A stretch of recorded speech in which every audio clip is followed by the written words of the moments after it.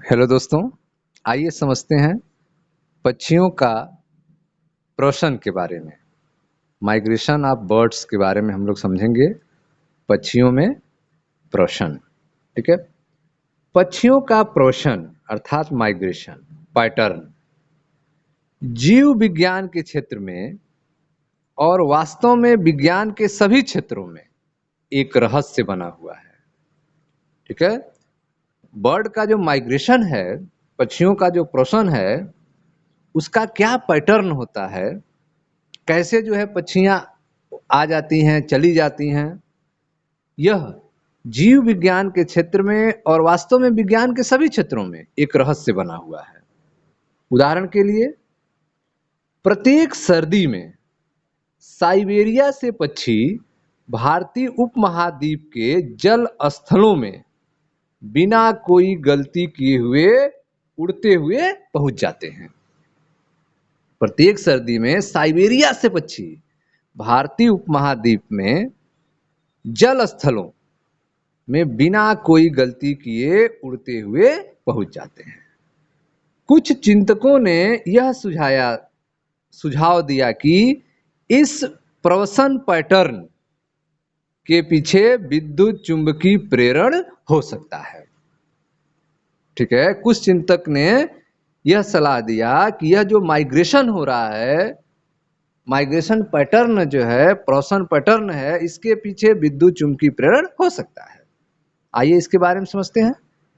पृथ्वी का चुंबकीय क्षेत्र पृथ्वी के विकासी इतिहास में सदैव उपस्थित माना जाता रहा है। पृथ्वी का जो चुंबकीय क्षेत्र है, वह पृथ्वी के विकासीय इतिहास में सदैव उपस्थित माना जाता रहा है। प्रवसन करने वाले पक्षियों के लिए दिशा ज्ञात करने में यह चुंबकीय क्षेत्र अत्यंत लाभकारी हो सकता है, ठीक है। यह जो चुंबकीय क्षेत्र है, वह प्रवसन माइग्रेशन करने वाले पक्षियों के लिए अत्यंत लाभकारी हो सकता है। जहां तक हमें ज्ञात है, पक्षियों में किसी प्रकार के लौह चुंबकीय पदार्थ के पाए जाने की पुष्टि नहीं हुई है।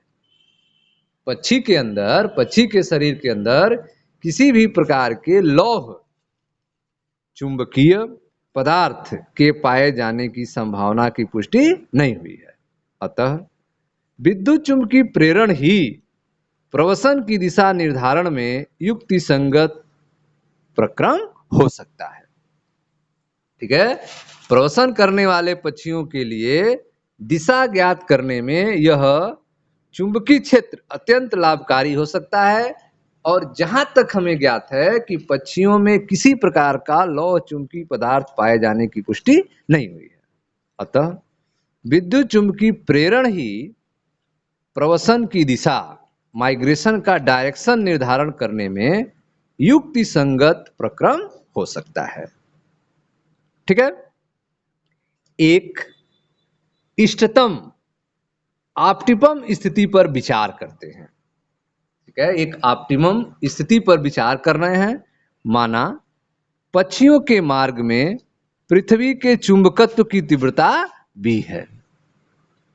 पक्षियों के मार्ग में पृथ्वी के चुंबकत्व की तीव्रता क्या है? वेक्टर v है। पक्षी की गति v है तथा पक्षी के शरीर में दो विशिष्ट बिंदुओं की दूरी l है तथा ये तीनों सदिश अन्योन्य रूप से एक दूसरे के लंबवत हैं, ठीक है।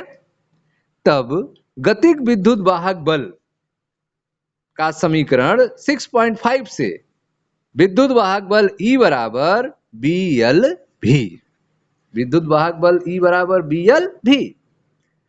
अब यहां पर B जो है चुंबकीय क्षेत्र की तीव्रता 4 × 10⁵ टेस्ला, लंबाई जो है 2 सेंटीमीटर चौड़ा, वेग जो है मान लेते हैं 10 मीटर पर सेकेंड। अगर लिया जाए तो विद्युत वाहक बल E बराबर क्या होगा? तो B का मान रखते हैं 4 × 10⁵, L का मान 2 सेंटीमीटर, मीटर में चेंज करते हैं 2 × 10⁻², और V का मान जो है वह 10 है। मल्टीप्लाई करें तो E बराबर आ जाएगा 8 गुणे 10⁻6 वोल्ट।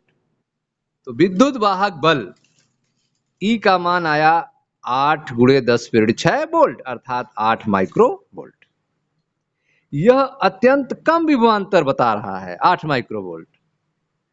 हमारी परिकल्पना की वैधता क्या है? संदेहात्मक है। इस प्रकार कुछ मछलियां अवश्य इतने अल्प विभवांतर को संसूचित कर सकती हैं। मछलियां जो हैं इतने कम अल्प विभवांतर को संसूचित कर सकती हैं, तथापि इन मछलियों में कुछ विशेष कोशिकाओं की पहचान की गई है जो अत्यंत कम विभवांतर का संसूचन कर सकती है।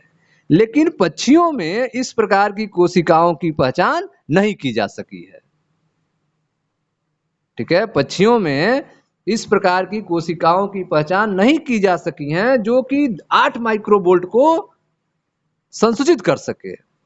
अतः पक्षियों में प्रवसन आज भी एक गुत्थी ही है। पक्षियों में माइग्रेशन जो है आज भी एक गुत्थी ही है जिसको अभी सुलझाया नहीं गया है। Thank you.